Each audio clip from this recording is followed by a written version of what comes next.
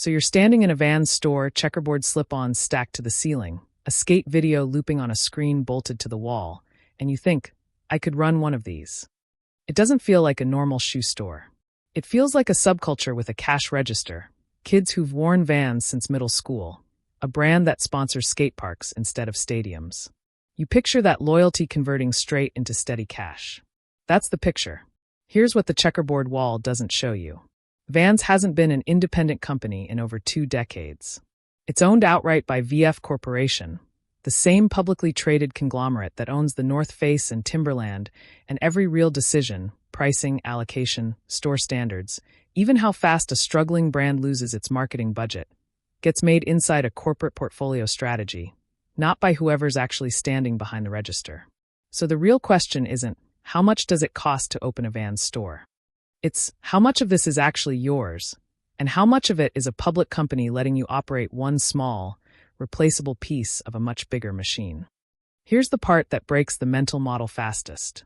Vans started as an independent Southern California shoe company in 1966, built its identity entirely around skate and surf culture, and by 2004 had been acquired outright by VF Corporation for roughly $396 million. VF Corporation trades publicly, so technically you can buy shares in the parent company on any exchange in a few clicks. But owning shares in VF gets you a sliver of a portfolio that includes Timberland, the North Face, and Dickies. It does not get you a Vans store, a say in how one is run, or any control over the checkerboard wall at all. So when people say they want to own a Vans, they're almost always describing one of 3 very different arrangements. There's the corporate-operated flagship store, which isn't actually ownable at all. It's staffed and run directly by VF Corporation employees, meaning there's no franchise to buy into in the first place. There's the licensed retail partner model, used mostly in international markets, where a local operator signs a development and retail agreement to run Vans stores under strict brand guidelines in a defined territory. And there's the independent skate shop that simply carries Vans as a wholesale account. No ownership relationship at all, just a purchase order and a shelf. This script follows the licensed retail partner path, since it's the closest thing to an actual ownership opportunity in the Vans ecosystem, and the one people are almost always picturing when they say they want in. Say you land a licensed retail agreement to operate Vans stores across a defined territory, common in markets across Latin America, the Middle East, and parts of Asia where VF Corporation doesn't run its own stores directly. Before a single shoebox touches a shelf, the entry costs stack fast. These agreements typically aren't single-store deals. They require a development commitment, meaning you're contractually obligated to open a minimum number of locations, often 5 to 15 stores, over a set number of years, whether the first one performs well or not. Build out for a single flagship standard Vans store, concrete-look flooring, skate deck wall displays, video screens running brand content, custom fixtures shipped to meet global visual standards. Typically runs $200,000 to $500,000 per location, depending on square footage and market. Lease costs vary enormously by territory, but a mall or high street location suited to a youth culture brand commonly runs $30 to $80 per square foot annually in a strong retail corridor, and a real Vans store needs at least 1,500 to 3,000 square feet to properly display footwear, apparel, and accessories together. Opening inventory is where the real number lands. A single store typically requires an opening buy of $150,000 to $350,000 at wholesale cost. And because the agreement covers multiple stores, that inventory commitment multiplies across the whole territory almost immediately. Add staffing, insurance, and the point-of-sale and inventory systems required to integrate with VF Corporation's tracking, and total capital required just to open the first location typically lands between $500,000 and just over $1 million, before counting the stores you're already contractually obligated to open next. Here's where the dream meets the invoice. A pair of classic Vans slip-ons might retail for $65.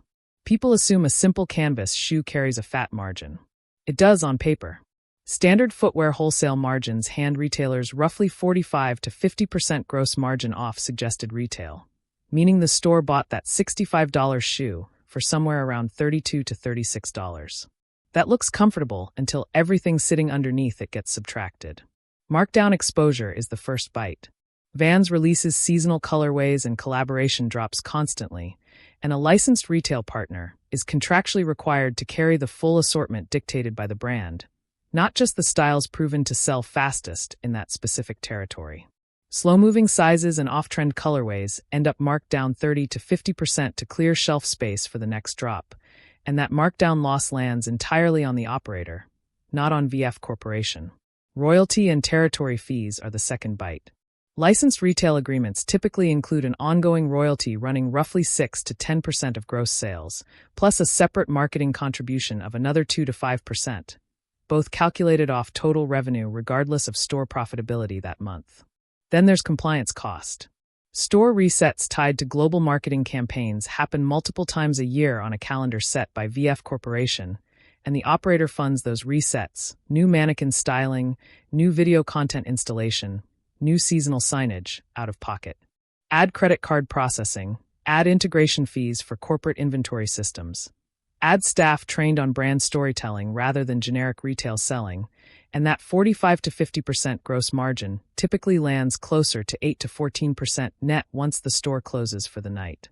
Here's the structural tension nobody mentions before signing. What the store needs is an assortment matched to local taste, more of what actually skates and sells in that specific city, fewer styles that only move in a completely different climate or subculture. What VF Corporation delivers is a globally standardized product calendar, decided at headquarters, with limited flexibility for a territory operator to skew the buy toward local demand. The person who understands the local skate scene best often has the least authority to actually order for it. And this isn't hypothetical. Starting in 2022, Vans itself went through exactly this kind of corporate turbulence. Revenue fell for multiple quarters in a row as the brand overexpanded and demand cooled, dragging VF Corporation's stock down sharply, forcing a dividend cut and a leadership shakeup after an activist investor took a stake. None of that was caused by any single store owner. But a licensed partner who'd signed a development deal expecting momentum was still contractually obligated to keep opening stores, and hitting by minimums on a product calendar headquarters itself was busy trying to fix. So what are you actually buying when you open a licensed Vans store? Not equity in Vans. That belongs entirely to a publicly traded conglomerate managing dozens of unrelated brands. Not control over what colorways land on your own wall. That's set by a global product calendar built without your specific market in mind. What you're buying is the right to operate inside someone else's youth culture brand equity, under their development quotas, their royalty structure, their markdown calendar, for a net margin far thinner than checkerboard slip-ons flying off the wall would suggest. The culture is real. Kids will drive across town for the right drop and mean it. But the economics underneath that loyalty are a royalty-bearing licensed operation inside a public conglomerate's brand portfolio, not ownership of the skate culture that made Vans famous in the first place.